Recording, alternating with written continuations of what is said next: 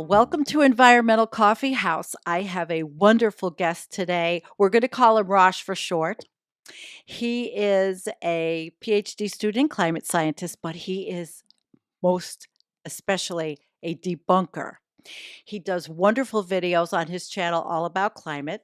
And also, he's a science educator, which is so important to everybody, especially now with the seriousness of what we are living through. So, welcome to Environmental Coffee House and tell us about yourself.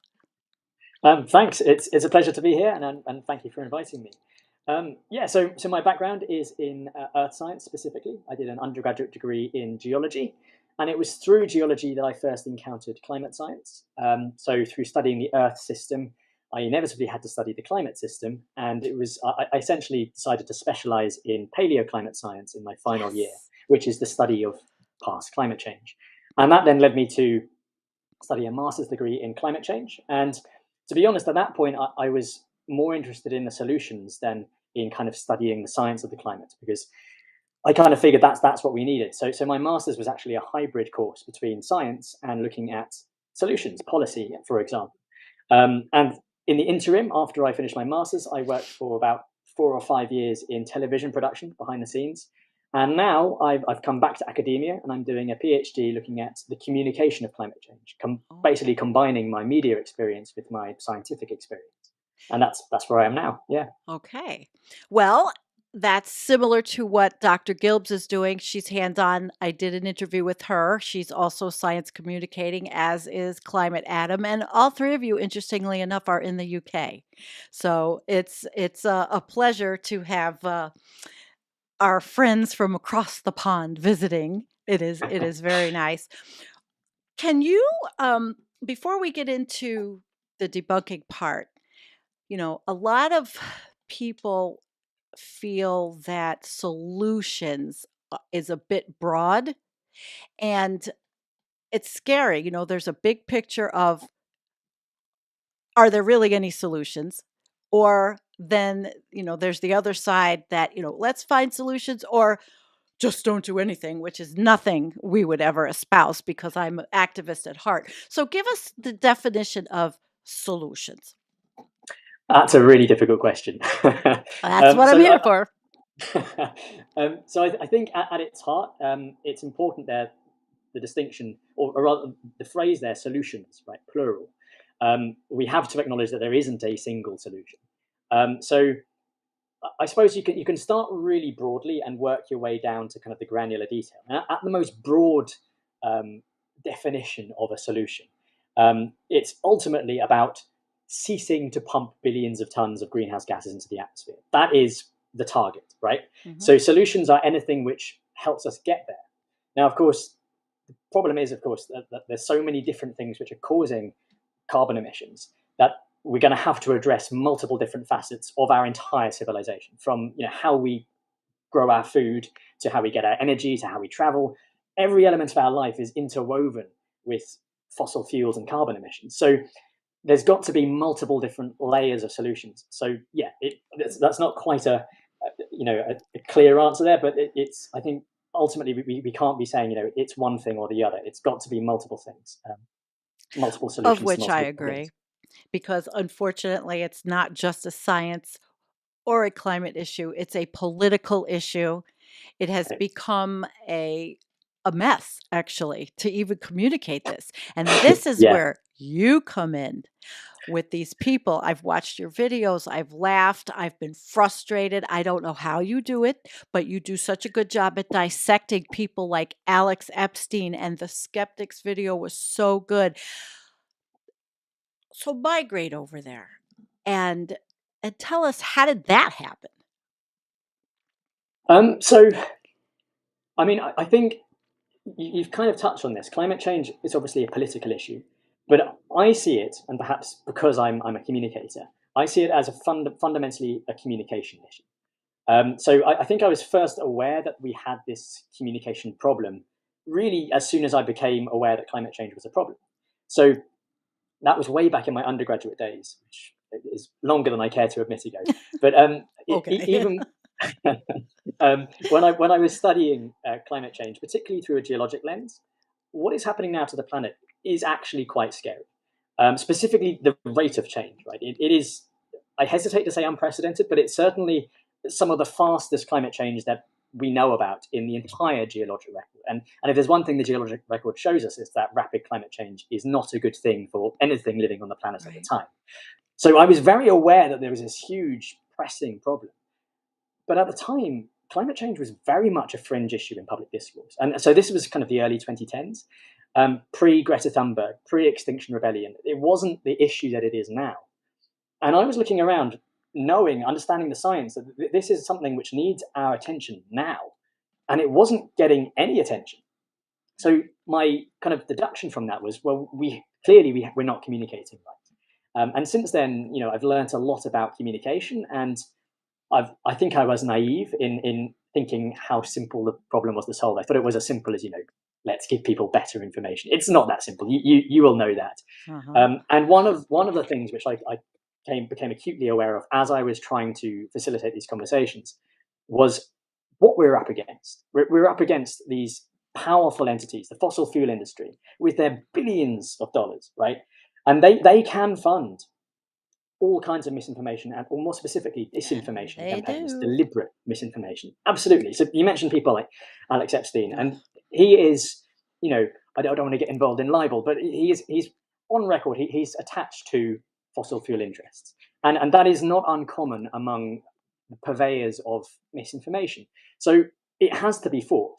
And one of my forever frustrations is the fact that the people fighting it often are doing it like me, with no budget, in my spare time, and we're up against these huge entities with vast resources. Right. But yet, when you actually try and debunk this information, it's surprisingly easy if you understand the science, in terms of just showing where they've gone wrong. The problem, of course, is it's just a never-ending game of whack-a-mole. You debunk one argument, another one comes up. So like yeah, I'm weeds. motivated to do that. Absolutely. So yes, I mean, my channel has become increasingly about debunking misinformation, whereas it started off more about just trying to communicate the basics of climate science. Well, you did a fantastic job with the Jordan Peterson video, I thought. Thank you. I was really impressed, and that one got traction. It not enough traction, but it got enough traction where, 11,000 people saw it so far.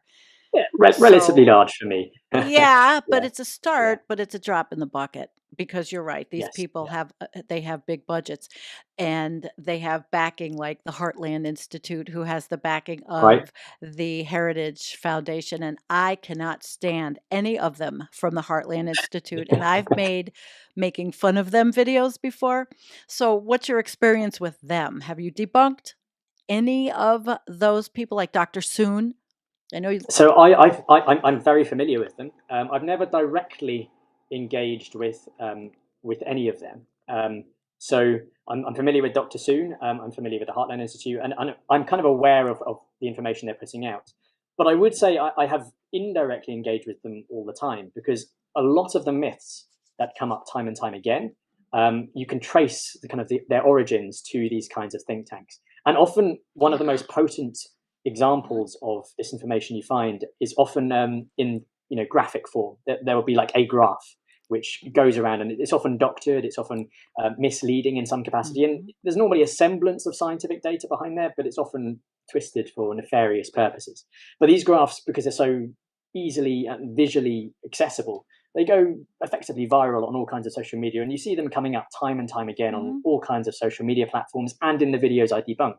So my experience of kind of institutions you talk about is kind of indirect. I'm familiar that a lot of the talking points that I debunk in my videos are ultimately coming from this source, but I rarely go directly for them, and that's partly an editorial decision. I think a lot of their videos, for example, are frankly quite dull, and debunking them wouldn't make them much more interesting. So I tend to go for the sort of shorter videos, which gain more traction, are more shareable, and therefore more accessible. I think that's great. Actually, there are quite a few out there that do debunking, but we need more. We need more to counteract. So Absolutely, yeah. I agree, and I do understand the feeling that there's a line you don't want to cross in this libelous society. That is not Yeah, a cool yeah. thing, especially if you would like to be a communicator with a bigger, reach or a network. Um, but how do you honestly feel though when you look at some of this cherry picking data information? I mean, what does it do to your person? I mean, it's incredibly frustrating, in a sentence. But partly because it's the same stuff that's been coming up for at least 20 years, like stuff which has been debunked many times before. Mhm. Like most of what I'm doing, it's not original, right? The talking points that I bring up are well known. Right. I'm just communicating them and trying to make them more accessible. But this stuff has been debunked for decades most of the time, and it's the same arguments you hear again and again and again. And that's why I liken it to whack-a-mole, because it is so frustrating and it's never ending. And the number of times when I'll make a video debunking a certain talking point, Mhm. and comments will either just repeat the same thing I've just debunked without bothering to watch the video, or bring up another talking point that I've debunked in other videos. And incidentally, that's one of the reasons why I started debunking, was because I was getting these comments so often. I just found it easier just to reference my own videos and link to them Good. than to actually engage in kind of Oh, that's all keyboard right. warrior comment war. Yeah. Well, yeah, keyboard warrior comment war, very popular. When did that start? Probably, Yeah. I'd say the most I saw that starting was in 2013 to 15, the real heavy Okay. duty stuff. But so, what are some of the standard fair arguments? Where do we begin? I Go mean, the for most it. frustrating one, perhaps, is the climate's always changed, as if like anyone denies that. Right? I've studied climate change, specifically past climate change, so I'm well aware, as is every single climate scientist, that the climate's always Yeah, changed. That doesn't mean anything, right? it But it people does say it not. as if it somehow debunks modern warming. Yeah, So I that's know. one. Another I one know which is people. particularly prevalent right now is that CO2 or CO2 and or warming are actually good for the planet. And it's kind of based on this notion that plants need CO2 to photosynthesize, which of course they do, but it's a very simplistic, overly simplistic view. And actually, just I'll plug another channel here, a channel called Potholo 54, who you Oh, may have come across. oh, Um, May? I've been following him for years. I love the guy. he's brilliant. He's an Yes, inspiration for my channel. So he that's did a really video which good was to hear. Yeah, his most recent video debunks a lot of the most common myths coming Yes. from the CO2 Coalition, funnily enough, who is another one of these Oh, they're awful. industry-funded misinformation Mhm. merchants. So those are just two off the top of my head, but there's so many more. Water vapor, people saying, "Oh, that's a more important greenhouse gas than CO2." Not appreciating that it's what's called a climate feedback rather than a climate forcing, so it's dependent on air temperature rather than the other way around. There's just so many, and the list is endless. And I mean, it's great for me in terms of potential content for videos, but it's I've got my work cut out for Right. me. Oh, yeah, and we can't have too many of I've said it before, especially when you can look at those graphs. Now, I can make fun of them, the people, I can make fun of, but you really have the expertise to look at those graphs and look at specifics of where the misinformation comes from, and then pinpoint why it's not right. Right. So, in that quest, have you ever had anybody really come back at you and that has tried to gaslight with that kind of information, but really come back at you? So I am perhaps slightly ashamed to admit that I do, in fact, often assume the role of a keyboard warrior in my own comment sections. I do it more than I should. I mean, so you mentioned Dr. Gilbs. I know her personally. I met her at a climate event Wonderful. a couple of months back. Great person, brilliant channel. But I know, so I'm in a kind of a group of Climate Adam's another one, of climate Mhm. communicators, and we talk about what we do. And I know that the kind of prevailing idea is that we shouldn't really engage in comment wars. Doesn't stop me. It's not good for me mental health wise, but I do find it No. interesting actually. As someone who studies communication, I find it very interesting because it tells you something about how people who don't agree with you think. So yes, I have got into engagements where people really, I mean, I'm stubborn, so I dig my heels in, but people will really try and unpick detailed science with me. And it's, I mean, it's never been in the form of like kind of a video response video kind of, you get those bit of kind of battles, I guess. Potholler's been involved in them, where he makes a video debunking someone, they come back. I've never had Absolutely. anything like that. Well, not But so yet. not yet. Yeah. Absolutely. But yeah, so it's been purely in the sense of comments, which have been frustrating at times. But I'll tell you one thing: if you do engage in these things, in these kind of comment interactions, or any kind of debate, for want of a better word, it really does ensure that your knowledge is solid on the topic, because you start understanding all the potential angles that someone else might try, and the holes they might find Sure. in your argument, and so you have to really know your stuff. So it's been a really good exercise in some ways for me, in terms of getting more familiar with climate science. Well, it's not just the science, though. You need Right. psychology, you need sociology. I call myself a semi student of comment sections. Comment sections have, well, I said it, I don't remember if it was with Dr. Gilbs or if I've said this on a show, but it could be a PhD all by itself, the study of comment sections in social media, anonymity versus, who you really are, what people are saying, the psychology of these folks that get on the denier bandwagon or these different cults. It's fascinating. Absolutely, and like, so my PhD is looking at. I'm specifically looking at climate communication now on new media. So YouTube and TikTok are kind of where Okay. I'm focusing, partly because I'm on them, and so I kind of have a inside perspective. But as a result of that, I obviously have to read broadly around all the literature into communication. And Yeah. so there is, I've read about comment sections specifically on climate videos. There's a few papers out there, Oh and boy. one of the really interesting things that comes across is, perhaps unsurprisingly, that they're incredibly polarized, and that often the Yes. same people will post on multiple videos from both sides of people I've who seen accept it. climate science and people Hmm. who disagree with it. And often, one of the really interesting findings is actually the content of the video didn't really influence the content of the comments. They still argued about general climate change points, which I found very interesting, because you might imagine that the video would be relevant, or rather the comments would be relevant to the video. That appears not to be the case. They copy and paste. Well, yes, Yes. pretty much, and you have the same arguments in multiple comment sections. It's Isn't that something? quite exhausting. Yeah. It is exhausting. I followed it because I follow so many different people, and we've been lucky so far. We're small enough that I don't get too much of a troll following.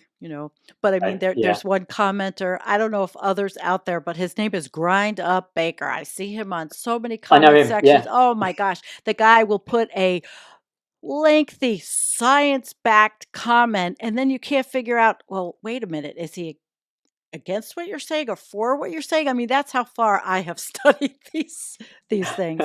It's I mean, fascinating, but I'm it's familiar with him because, yeah, frightening. he might have been weirdly one of the first people, like, because I remember the name. I haven't seen him in my comments in a while, but He's moved one of the on. first commenters in my first few videos was actually him. I distinctly remember, Isn't that and that was funny? another interesting thing I learned by making these videos. Was I got those kind of comments immediately, right? I had no followers, barely any views, and I was straight away getting these kind of negative comments. People basically just saying climate change isn't real, attacking me personally. Within minutes of my first upload, well, hours arguably, because I didn't get that many views. But it was quite a shock to the system. I knew I'd get it, but I didn't know I'd get it that quickly. Hmm. Do you put hashtags in your videos? Is that why? Is that how they found you to swoop I on? don't. I don't really Wow, know. I mean, that's I wild. obviously use Yeah, keywords and things in the titles and things, but that's yeah, it was, wild. isn't it? Yes, I guess Yeah. it is they do searches, they have no life. But then again, I'm reading comment sections, so, oh, where's my life? But for me, it's a curiosity, as my background was psychology and human resources. So I'm looking at the person, I'm thinking, the person, what is that person that's sitting behind that keyboard that's doing these actions? What's their motivation? Most people wouldn't care.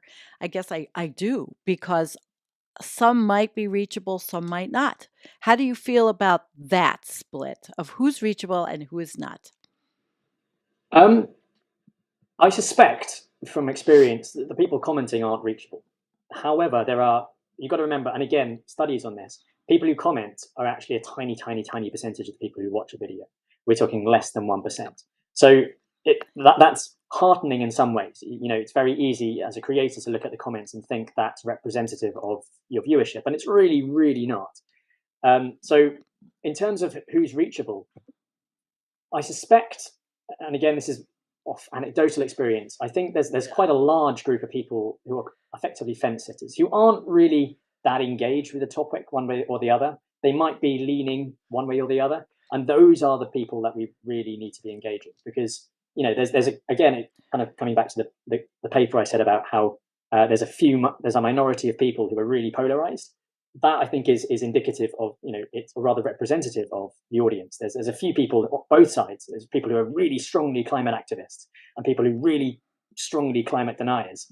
But then in the middle, you have this kind of spectrum. And so, the idea that we shouldn't be talking to people who don't believe in climate change, I absolutely reject. Right. And the idea that they're all the same, I absolutely reject. There's lots of people who are just ignorant, or you don't know why people believe things. Often, you kind of alluded to this. I see this as a scientific issue first, but most people don't. There's multiple issues, and if you talk to people who are skeptical, say, of climate change rather than outright deniers, they tend to be preoccupied most with climate solutions, right? Whatever they may be, the things which have been proposed politically to deal with it, rather than whether or not CO2 is a greenhouse gas. Right. So we have to be having these conversations. We can't be just saying, you're with us or against us or whatever. That's not a productive place to be. That's how I feel. In my state, New York State, it's the gas stove. The gas stove, and the governor would like to phase them out eventually, which I see no problem with. And but it's a phase. It's going to be a phase out. And that's a big thing around here. What do you see in the UK? So the big one, politically speaking, is heat pumps. It's a similar kind of thing. There's been a real so heat pumps are very common in Europe, for example. I think Scandinavia in general, but one of the Scandinavian countries, either Norway or Sweden, has like huge heat pumps are their main form of central heating in the house, and they're a very cold country. But we've had a kind of targeted, very politicized campaign to kind of make out that they're expensive and polluting and all these kinds of negative things. And it's just not true. I mean, we do have issues with heat pumps in the UK, namely that our houses often aren't suitable for them. But that's a different issue. But it's politicized beyond the point it should be, and deliberately so, by the way, for the same reasons we're talking about. Disinformation campaigns is people whose interests lie in the status quo and resisting change. But that's the same everywhere. Like every country, every part of the world is going to have their own challenges. So every country needs their team of debunkers or science educators, which again is critical if we are going to it's fighting this disinformation war. It's awful. And in the United States, it's Fox is where these people have gotten this. I mean, someone in my life actually uses that term. Well, the climate's always changed, and it just drives me crazy because this person has an 89 IQ. So what's the big play in the UK? Tell us about your I guess it would be right-wing disinformation news source. I mean, it has to be GB News, which is a relative newcomer on our media landscape. Because I have to say, UK and Europe in general, climate change isn't anywhere near as partisan or polarized as it is in the States. And so, I mean, it's not to say we don't have a share of kind of pushback and people who don't believe in it. They exist, and there's climate skepticism and climate denial, but it just doesn't have the same potency. Like even our Conservative Party here accept that climate change is a thing which needs dealing with. Whether they actually do anything about it is another question altogether. But they at least nominally accept that it's a thing. But kind of the hard right, I'm thinking, I guess Reform UK is again a relative newcomer on our political. It's a political party, so they take a kind of more hardline stance. I don't know what their actual official stance is on climate change, but I know that prominent members of Reform UK outright basically say it's not a problem. It's not caused by humans, and we don't need to do anything about it. Blanket statement. Right. So GB News is I guess it is our equivalent of Fox News, to be honest, and Oh, it's aren't you very lucky? it's very American in its style of media. In that it's kind of adversarial. There's lots of kind of they bring people on to just shout at each other, that kind of thing. And fortunately, it's not doing that well in terms of audience That's engagement, nice to but hear. it is nonetheless, the closest thing to what you're talking about. Okay, manufactured outrage. Exactly. Yeah. Fear sells and all of that. Yeah. It's a sad state in the United States. I just I can't believe what I witness and see and what people say, just even on Facebook. And that is mm, even in my amongst my own friends. Uh, on the friends list, some you have friends on Facebook that you've known all your life, and then you see some of the things that they post about this issue. I have not. We have a Facebook page, the Oh environmental yeah. health Yeah. has for years a Facebook page, and we have a group, and we have Discord and all that. But we I don't share all that on my private Facebook because it's just what I do here. Actually, literally, because I don't want to get in arguments with these people. It's Yeah. exhausting and draining, and you are picking it. Yeah, I mean, I'm fortunate that Yeah, in my personal life, I don't have to engage with, to be honest, anything like the kind of opinions that I routinely engage with online. And again, I that's think that's good. partly a product of the UK being just generally the discourse about climate change, at least, being less toxic Good. in general. But it's yeah, it does. I sometimes look at kind of the American discourse, which obviously infiltrates the UK and And despair Canada, really, and Canada, and and I mean Australia is pretty unfortunately, bad too, actually. Rupert Um, Murdoch is from Australia, right? Well, there you go. Yeah, Does and he Sky own News Australia is bad.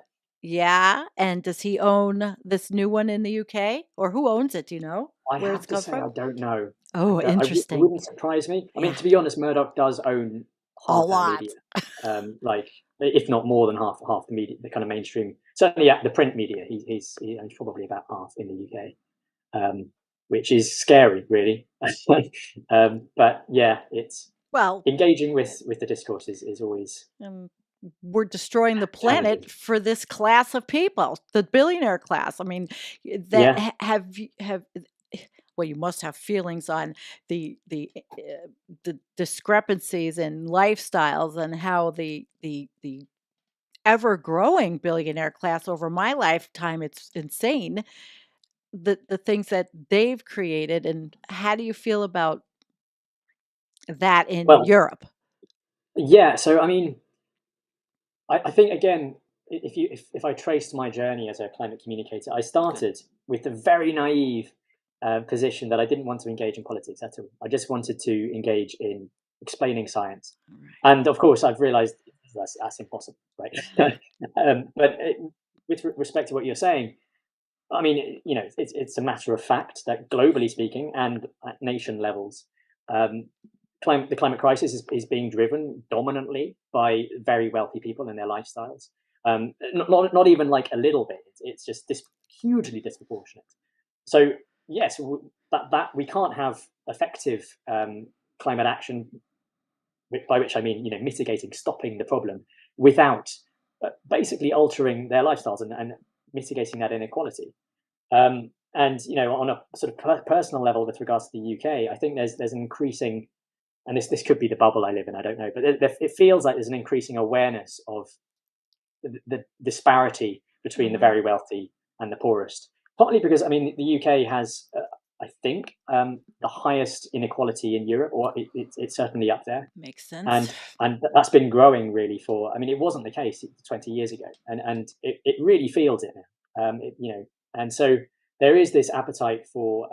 I like to think that there's an appetite for change and to have a more equitable society, but I don't know. That could be my political bubble. Well, I don't it's not a bad thing to see that that despite the bigger long-term outcome of the catastrophe that we are imparting upon our planet, there are things you can do. We often talk about this, the local activism, like XR came out of the UK and didn't just stop oil. I think so. Yeah, Yes. you Yeah. guys, you have the big guns more so than I think we do in our country. So, except Climate Defiance. There's a new activist group, and Seen them. Yeah. they are meeting, they're outside protesting outside of Senator Joe Manchin's office, I think today. I keep my finger on Awesome. the pulse of what all these people do. It's like it's what I do for this channel. So have you ever been involved in any of those activities? I haven't. So I've often got mixed feelings about how climate activism works. So on the one hand, we need it. Like, there's no question about it. And you look at historical issues. Pick any historical issue of contention, civil rights, for example. Yes. You need direct action. Of course you do. Without direct action, we would never have made the progress we did. But direct action, and again, if there's a historical precedent for this, always polarizes. So it's nothing new that people get angry about climate Angry. activists. They got angry at suffragettes, right? People got furious. Suffragettes were chaining themselves to things, and so it's the same thing. And so I fully respect it. But I personally don't want to get directly involved. I don't see that Okay. as my role, because my role, I'm a climate communicator, right? So Yeah. I, in many ways, because I'm often speaking to people who don't necessarily believe in climate change and probably don't Right. like climate activists. If I then Right. become associated with them, my ability to convince them is gone, That makes right? sense because you're communicating with that guy in the car that has to get to work and who's been inconvenienced and is angry. Exactly, That's who exactly, you're yeah. targeting. So this is a huge need. I have a lot of respect for that. It's great. It's really good stuff. Wow. There was I was going through this, the activism and the change in the communication. So how do you feel about your ability, or really how we are going to make it through? You think we're going to make it through the mess we're in, or is it hard? Because a lot of people will put you on the spot and say, well, you think we're going to go extinct, or, we're ruining the planet and all that. And I can feel what I feel about the big picture. And I also like to say, I don't have hope. I have courage because I got that from Kate Marvel. And now Dr. Gilbs, obviously, she uses it, courage. Tell us about yours. So I think I bounce between cautious optimism and pessimism. And I'd be lying if I said I'd never felt like, what's the point? Um, but I'd qualify that by saying that even in the worst case scenario, well, in an absolute worst case scenario, purely scientifically, we could go extinct. That is true, but I don't think that is a likely worst case scenario. I think in a worst case scenario, we're just going to create a world which is just much harder for human civilization to thrive in, and it will kill hundreds of millions, potentially billions of people. Again, this is worst case, right? So that's obviously something I want to avoid. But I'm not someone who thinks that our extinction is likely. To me, it's basically it's not an either or, right? I think often Mhm. people have this all or nothing approach to how they perceive climate change, and they often view it Yeah. as a cliff edge. And this is something which I, as a communicator, get frustrated with. And you see it amongst climate activists as well. This idea, like for example, 12 years to save the world. Now that was back in 2018, right? That is a good in some ways. It's got utility because there was science behind it insofar as we had 12 years to, I can't remember what it was now. Was it halve emissions or something like that? Right. Basically to avoid 1.5 degrees warming. So there was science behind that, but that became a 12 years to save the world, which is much less tangible. And there's a problem there with conceiving that we will, if we get to 2030 and we haven't done what we needed to do by then, it's not the end of the world, right? It will be worse than it would have been had we got what we needed to do done. So the way I often describe it is, rather than being a cliff edge where we're driving towards it, and if we go over, that's it, right? It's more like we're sort of being thrown down a very steep, never-ending hill, and the longer we roll It's down, the more cut up terrifying. and bruised we're going to get, and it's painful, and like we're Yeah. rolling down it now, right? But we can stop, and when we stop, we'll be cut up and bruised, but we'll be less cut up and bruised than had we kept rolling. And so that's kind of the way of looking at it. That, in other words, to put a kind of a positive spin on this, it's never too late to have some kind of effective action. We can Right. always stop it from getting worse, in theory. Well, what's the meme? Wouldn't it be nice, even if it wasn't happening, if we did things to clean up the earth and make it a better place? Instead of continue Yeah, on going with the fossil fuel fallacy, like Alex Epstein likes to spout that everything is so much better with fossil fuels. Well, it may be, and you have a good argument there. yeah, When you yeah. go back, you want to repeat that argument? It's good when he says that. You agree? Sorry, what argument was Okay. that? How fossil fuels have made life better for everyone. And of course you agree because it has. But then you come up with this wonderful scientific debate on the video with him. If you can go into that a little Yeah, bit. but I'm not sure if I can articulate it as eloquently as I did then. I'm But sure yeah, you'll yeah. be So fine. so that is Alex Epstein's argument. It's also Bjorn Lomborg's argument. The idea that fossil fuels have been the literal fuel of our civilization for the last 150, if not more, years. And as a result of them, and as a result of the progress they and the technological advances that they have facilitated, our societies have got better by most metrics. Right, we have a huge ability to grow vast amounts of food, to mitigate all kinds of disease. We live objectively better lives Mhm. than most people have through human history. And so, yes, fossil fuels have played a role in that. But that doesn't mean they'll always keep playing that role, right? There's law Right. of diminishing returns. And we now know for a fact that if we keep using fossil fuels, and even worse, if we keep accelerating our use of fossil fuels like we did in the past, the negative consequences of that will basically start to impede uh, the progress and diminish the benefits of continuing to use Okay. fossil fuels. And ultimately, and incidentally, Alex Epstein makes this very explicit. He explicitly acknowledges that actually it's not necessarily fossil fuels that have done this, it's specifically cheap energy, which he says is the same thing as fossil fuels, and it has been through history. But that's no longer the case. He's right. Cheap access to cheap energy is incredibly beneficial to humanity, assuming, of course, you're not polluting as a result. But now we've got to a point, as of this decade, where the cheapest energy is no longer fossil fuels. And yet people like Alex Epstein continue to say we need fossil fuels. So his whole argument is kind of undermined Right. there. But yes, ultimately, long story short, we can't assume that this progress um, of lifestyles will continue. And in fact, we know that it won't. Continued fossil fuel use will actually make life worse than it would be without that continued fossil fuel use, effectively.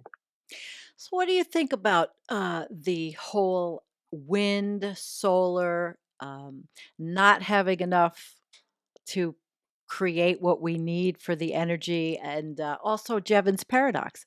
Will we then create a new plethora of energy and not lessen our consumption habits?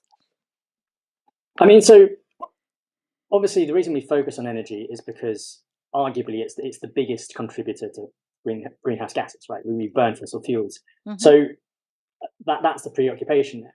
So with regards to wind and solar, I think it kind of comes back to when we first were talking about climate solutions. There isn't a single solution to our energy needs, but there has to be multiple. So wind is incredibly cheap. So right now, in fact, I'll get it on my phone. Might take a Okay. while to load, but I have an app which shows us the UK grid and the contributing components. And I just check it because it's kind of fun to. It's called Grid Carbon. Anyone in the UK who wants to look at it. So right now, wind is 41% of our energy. That's the biggest Wow. share of our energy. And, oh no, wait, no, sorry, it's just updated. 47.3%. I Really? can I show did you. not know. Oh, look at that. Oh, Isn't that cool? Yeah, I there you see go. it. Sorry, that's actually sorry. Gas I is now taken over.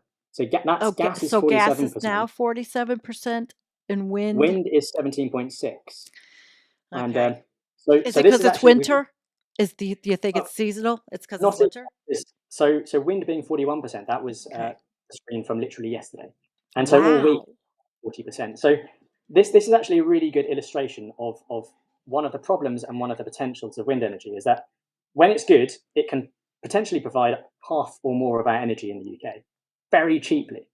But of course, it doesn't always blow, and that's when we need gas. So clearly, we Gotcha. need either a combination of better energy storage, um, or rather, and other more constant sources of energy. So nuclear is it's contentious, but a potentially good Well, it possibility. is But contentious. one crucial thing here to bear in mind is every country is different. So in the UK, we have the North Sea basin, which is it has huge potential for wind. Right, it's a relatively shallow basin, so you can put wind really far out, wind Hmm. turbines really far. And so anyone around the North Sea, wind is a really, really good option potentially. It could produce half of our energy, but that's not necessarily the case for countries which don't have access to a coastline, for example. Onshore wind might not necessarily, Right. you might not have the terrain for it. Some countries, like France, gets a huge amount from nuclear. Other countries might not. Some countries, hydro. Brazil, for example, huge hydropower potential. Hmm. So I guess the point I'm getting at is there isn't a one size fits all approach. We have to get creative. And with regards to your question about will we come up with new energy technologies eventually, I'm a firm believer that eventually, and strong emphasis on that word, nuclear fusion will be cracked, right? But Wow. that could be a century down the line. And so wind and solar, we can't sort of hold out waiting for the perfect energy source. We need to get off fossil fuels as soon as possible. There is no perfect alternative. We have to use a lot of imperfect ones and balance them out. And it's ultimately a cost benefit analysis. And in the case of cost, in a very literal sense, wind is the cheapest form of energy here in the UK. And that's good for consumers, right? We want cheaper energy. Gas is very expensive to import. It's also self sufficient, so there's an energy security argument. And I realize I'm making a very UK centric. Um, That's okay. We have lots of people from the UK that follow. but I guess the point I'm getting at is like we need to be flexible, and there's actually a lot of pros to wind and solar, but they're not perfect. And so a lot of people try to fall in one camp where they're like, we can do everything with wind and solar, which right now isn't true, and No. probably won't be true for decades, which obviously we don't have. But other people say, it's completely useless, expensive, and that's also absolutely not true. So that there's a lot of potential, and a lot of countries are making more progress than you might think. Actually, it's often not reported on. But India, for example, I'll have to double check this, but I'm pretty sure, and you can Google this. In I think it's 2022, um, something like 90% of India's new energy capacity came from renewable sources, Wow. which so that's not 90% of their total energy. That's just what they added to the grid. But that's pretty significant. So there is this turning point. People often blame China and India, and there's some truth. They're big polluters. They're huge countries population-wise, but I think we've reached, and we're in the middle of this transition point. As of 2020, wind and solar were the cheapest forms of energy on the planet. They're only going to keep getting cheaper, at least in the short term. We have reached this turning point, and I'm optimistic in that sense. It's just how quickly can we do it? Are you familiar with Dr. Simon Michaud's work? He's out of Finland. I'm not. He is No. a scientist, geologist, I believe, and his big contention is we'll never have enough minerals to make this kind of transition. But he's very interesting. I just wondered if you uh, So I mean, I've come across that argument. I haven't come across his work. Um, so I guess I'm not the knowing his work, I argument. can't comment. Right? Yes. So my cautious rebuttal, cautious because I fully acknowledge I'm in no means an expert on this particular topic. Um, is that I mean that depends entirely how you navigate, the new energy mix. If you were to rely entirely on solar, for example, or battery storage, One that thing. is going to have a huge mineral demand. But that's not the only thing in our arsenal, for example. Um, and also in the grand scheme of things, we're making huge strides in technology and the advances in technology with regards to what minerals we need. Battery technology is coming on, and yes, we'll need minerals, but I suspect, and this is always the case with any technological revolution, which is what this is. We will find ways. We always do. Like imagine trying to explain to someone in, I don't know, 1780 that within 120 years the world would be burning coal and we'd have electricity. It would be unimaginable, right? Because they didn't even know what technology they didn't have, frankly. And we are currently moving incredibly fast, and solar and wind are getting really cheap. So I'm optimistic. But that's as I say, I'm not an expert on this. Oh, that's okay. There's another channel, Nate Hagen's called The Great Simplification. He's talking, about changing lives. So, yes, we can have this gigantic technical revolution, but do you think it's possible that people that this all of these systems will change in the future because of overshoot? Yeah. So I mean, are you talking about like people's lifestyle behaviors Yes. changing? Right. Yes. So that is the big elephant in the room, really. And I think this is one of the contentious points amongst people who want climate action, however one defines it. There are people who think we can just maintain our lifestyle as is, or even keep going with our current progress trajectory, if Right. that makes sense, um, and just swap out fossil I'm not fuels one with of them, renewables. by the way. Right, and so then there are other people who are like, no, actually, we're vastly over consuming, and this is part of the problem, if not Yeah. the root of the problem. And so probably somewhere in the middle. I mean, in an ideal world, everyone would kind of meet in the middle and live a more sustainable life. And but that, of course, isn't going to happen, like realistically. And it comes back to what we're saying about how the very wealthy are disproportionately responsible, Yeah. and even the moderately wealthy, and that includes us, right? We live in developed countries compared to someone, the Absolutely. billion people living on the continent of Africa, Mhm. right? That's not to say there aren't wealthy people in Africa, of course, but statistically, their per capita wealth is much lower, and so you know I think one of the problems, and you kind of see this in a lot of the COP discussions, is in an ideal world we would, you know, solve climate change equitably. But the problem is Sure. wealthy countries don't want to tell their citizens you have to sacrifice. Even, no matter how much poorer countries say, guys, you need to sacrifice, that's probably not going to happen. So how Well, we not kind of voluntarily, anyway. not voluntarily, and then Yeah. and then you get other potential problems. So I don't see this. I don't. I hesitate to think of any kind of ideal solution because I don't think there is one. We're not going to have everyone who being happy, but there are certain. I think we can, do the best we can, and who knows what the future will look like. I like Personally, that. The best I we don't know. can. Because I mean, so half my family live in Sri Lanka, for example, and they're middle class but by Sri Lankan standards. They're not. I think Mhm. in the West, we often tend to think of people living in the developing world as living in mud huts. Nothing like that.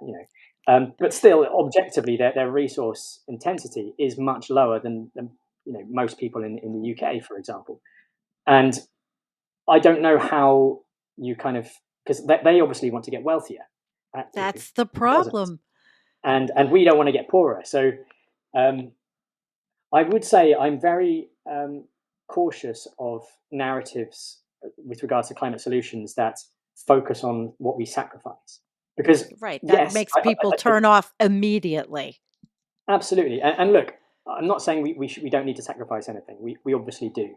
But I think we need to be focusing on the immense benefits that getting to net zero could have. For example, here in the UK, if we had more wind in our grid, we would have cheaper energy. We would have more self-sufficiency. We wouldn't have had the massive energy shock in Right. prices that we had when Russia invaded Ukraine, right? Mhm. That caused a surge in gas prices. We were overexposed to gas, and we didn't have you know enough other sources of energy. So there's very tangible benefits to a lot of climate solutions, which will benefit most people. The only people that probably won't benefit are the mega rich, who will absolutely have to sacrifice. Good. So there's trade-offs going on, and we Yeah. should be really selling the very tangible benefits. Another one, again, very UK specific, insulation. We're one of the worst. Our houses are some of the worst insulated in Europe. In fact, I think Oh, it might be the worst. And in the early 2010s, we had this program where we were government subsidized insulation, and David Cameron cut it. He to quote him, he said, oh, "Let's cut green crap," and you can see it in the data. It dropped off a cliff the amount of new homes and old homes that were being insulated, and it's been calculated that that has cost that's homeowners crazy. billions It's in crazy. energy. So it's cost us money, right? Wow. And so there's a real argument for people. Our energy bills would be reduced had we done something as simple as actually invest in better insulated homes. And so I think we really need to be focusing on these very tangible positives that come from climate action, which are actually very often very simple to do, and will benefit most people. Well, sure, I live in the Northeast. It's a big thing, Right? Northeastern United States. Well, it hasn't been cold. We haven't had much snow, but we're still here. I mean, we're still in a climate that requires insulation, and it is a very important thing. That's very short-sighted of the UK. But I can see that happening here. I mean, we're in a political situation, implementation of a fascist type of, secular government that wants to strike down every environmental rule and wants to keep drilling and just going on full stop. I don't know if Yeah. that's the same there, but I think it's spreading around the world and it's frightening. It is frightening. And so this is, well, 2024. It's the year of buckle up, buttercup. Oh, in I the mean, United absolutely. Like States. we don't have quite, partly because we don't have the same access to fossil fuel resources. So I don't think there's as obvious benefits, from at least short-term benefits and financial benefits, to keep drilling. Our government is still issuing new licenses to drill in the North Sea. Yeah. But increasingly, and it's good actually, within our kind of public discourse on the topic, you see it on television, for example. We have a show called Question Time on the BBC, where every week they move into a different city and they have a bunch of politicians or journalists, well-known people on a panel, and they all come together and talk about current issues, and the public gets invited and gets to ask questions. And one of the things which I was very pleased to see, it was a couple of weeks ago now, was when the issue of should we keep drilling North Sea gas and oil came Ah. up, was the fact that people were very clearly raising the fact that this won't benefit most people in the UK, because it's sold as this will help us with energy security and make our bills cheaper. And it's not true, because No, they're the selling it. price of gas, exactly, they're not going to sell it to us at a discounted price. They're selling it on the market at an internationally set price. So it's Oh, not going yeah. to influence our energy security at all, or impact our bills, unless you were to nationalize and then subsidize energy, which of course a conservative government would never do. No. So people are starting to see through, I think, some of the kind of more barefaced, basically greed, of corporations, corporate greed, which is fueling the climate Of crisis, course. for no real gain to the average person. No, we talk about that ad nauseum, what's happening with Right. corporate greed and how it fuels a lot of very negative things. And it's, we people say in the United States there's, two parties, they're both the same. Well, they're not the same, but they're both based on everything is growth, the growth model. It cannot keep going. What's the meme? Right. Unlimited growth on a finite planet. It cannot keep going. It just Yeah. cannot keep going. And here it's, one side really wants control and wants to change things drastically, and the other side is drilling. We're still drilling. We had our highest oil output. I think it was oil, and it's also international, but I also think it feeds the war efforts too all around the world. Yeah. So, all right. So I think this is going very well, Rosh. But I would like to ask you. Here's the elephant in this room: doomer, denialist. It's been brought up. It's on social media. There was a new article with a climate scientist who was again taking the road of doomers are, terrible people, essentially telling anybody and everybody to do nothing. How's your take on this whole issue? Because it can be So quite I mean, contentious. you're absolutely right. It's a very contentious issue, particularly, I mean, obviously within the climate communication community. Yeah. And I think so. So my experience, obviously, I'm kind of on the science side of the community, and my experience amongst climate scientists is generally that they're very cautious of doomers, putting it mildly, right up to, you mentioned kind of Michael Mann, for example, outright, calls them out as hindering or worse than deniers. Sorry. My take, I think, I mean, I'm always suspicious of kind of black and white dichotomies, right? So doomer, denier, labels, Labels. right? Oh, I made a whole Um, video on labels. Oh, I was great. so angry. And so even with the term denier, for example, I use that term. There was a time when I didn't use it at all, partly because I thought it would put off people who I wanted to talk to.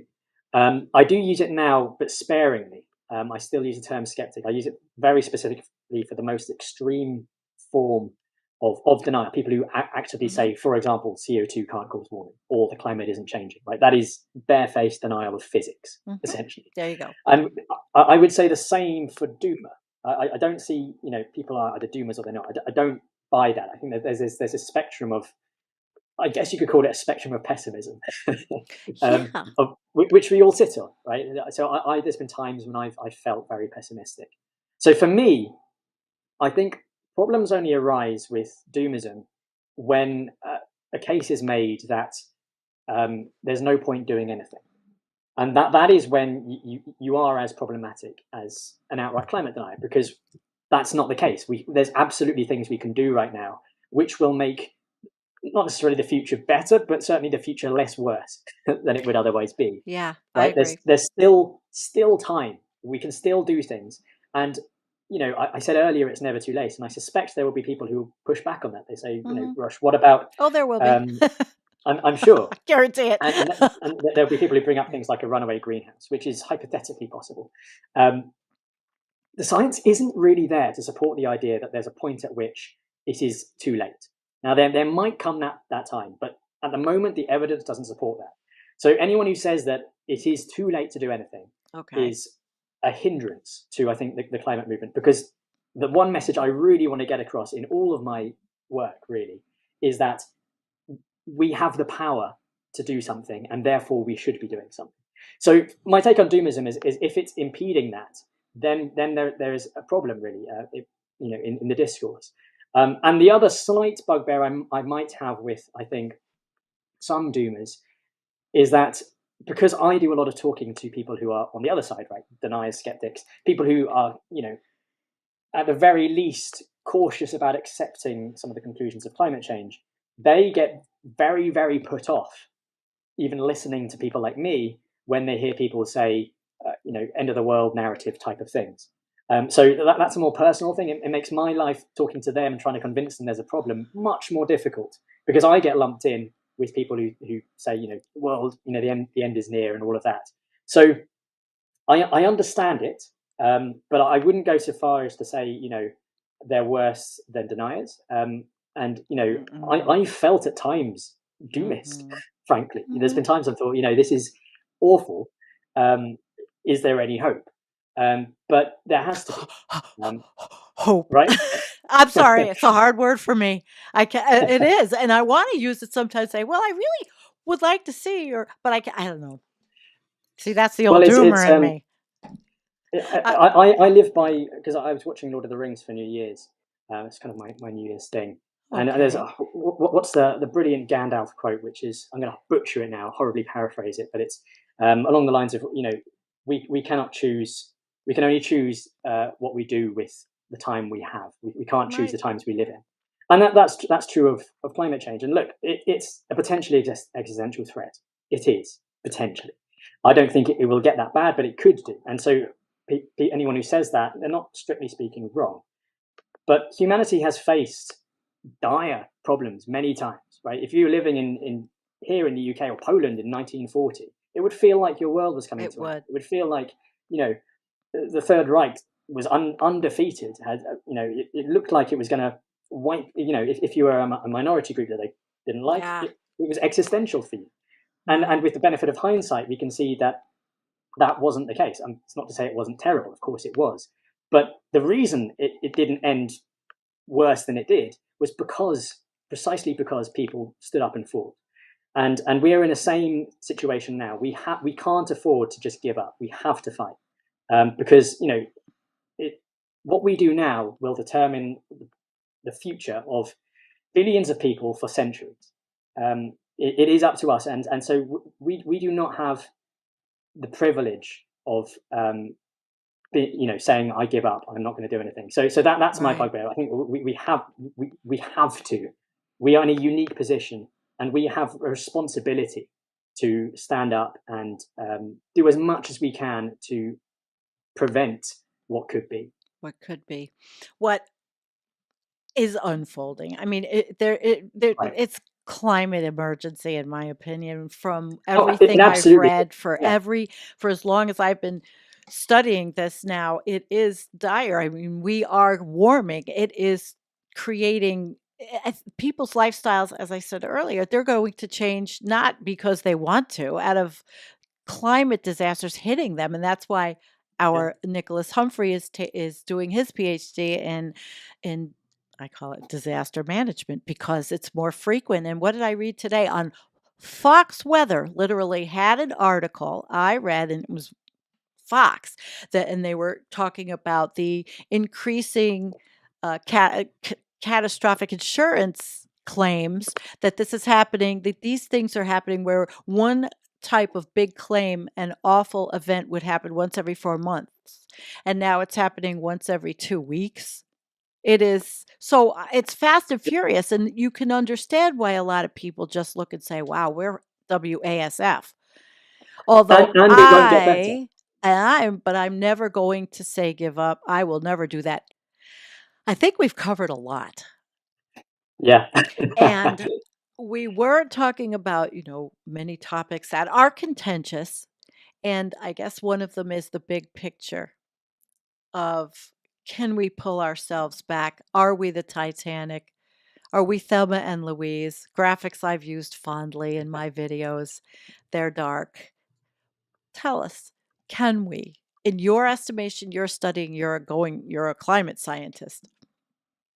um, we can. Can is doesn't mean we will. So that's the distinction. Um, yes, we can. We absolutely can. So right now, it's absolutely not too late. As I said before, it's not a cliff edge, right? We're rolling down this hill. We're getting cut up and bruised, and I humanity will pull through. And we've spoken about existential crises before. We haven't faced anything quite like this, No. but that doesn't mean we can't rise to it. So again, sort of very nerdy geology point. Early in human evolution, um, humanity was nearly wiped out for reasons which we're not entirely certain of, and the human population went down. It was measured in the thousands. We could have gone extinct, but we pulled through. I do believe we will pull through. We're in arguably the best position we will ever be in to actually do something about it. We've never had this level of understanding of how the world works, this level of technology that we have. We have all the tools we need. And ultimately, not only can we have to, right? We don't have a choice. We This, don't. if we are self-interested in our survival, which I would argue most people are, we have to do this. And sooner or later, what I suspect will happen is that we'll keep dithering as we kind of are making. We are making progress. It's not going as fast as we should be, and climate change, as a result, is getting worse. We can feel it. We can see it. That's going to keep happening until it reaches a point when it's really, really unignorable for everyone. For even, and this is when the tipping point I think will come, for even the most wealthy people on the planet, because unfortunately they pull the strings, right? Yeah. And when that happens, I think we'll get our act together. And yes, it will be too late to stop all of the stuff which will happen between now and then. And yes, it means that the planet will be a lot warmer and we'll just have to live with more chaotic weather, with a lower food security. And yes, that means, unfortunately, hundreds of millions of people will probably die in the long run. That's awful. But we will get to a point where we learn to live with it and we can survive. So my drive, I guess, is to get to that point, or at least get to the point where we are doing something and have mitigated it as soon as we can, to avoid all the frankly Right. unnecessary hardship and pain. And that is true. I mean, I look at it this way. What have we got to lose but everything? Exactly. That I Exactly. couldn't say it better myself. I That's think that's perfect. really the Yeah. way that we can end our lovely conversation. What have we got to lose but everything? And no matter what I think of the big picture, there are those like you, like Dr. Gilbert, like Climate Adam, like so many people that will say we're going to till the bitter end. We're going to fight this battle to the bitter end. till the bitter end. Yeah, And maybe I mean, there we won't have be to. a Yeah. bitter end, but I can't read the future and I don't read tea leaves. I mean, I don't think there'll be a bitter end. I think it will be a very uncomfortable journey and a very hard struggle, but we've got to do it. That's the bottom Right. line. We have to. Yeah. All right. Well, I want to thank you. This has been really enlightening. I've enjoyed our conversation very much. Likewise, and, And and thank you for having me. I hope you do come Well, back. thank you. Perhaps. Thank you and have a good And day. you. And may you find peace. We need to find peace because I don't think any of this can happen if we don't. Yeah, well, that's a whole other a whole other challenge. But yes, Uh-huh. yeah. All right. So we can end with our peace sign.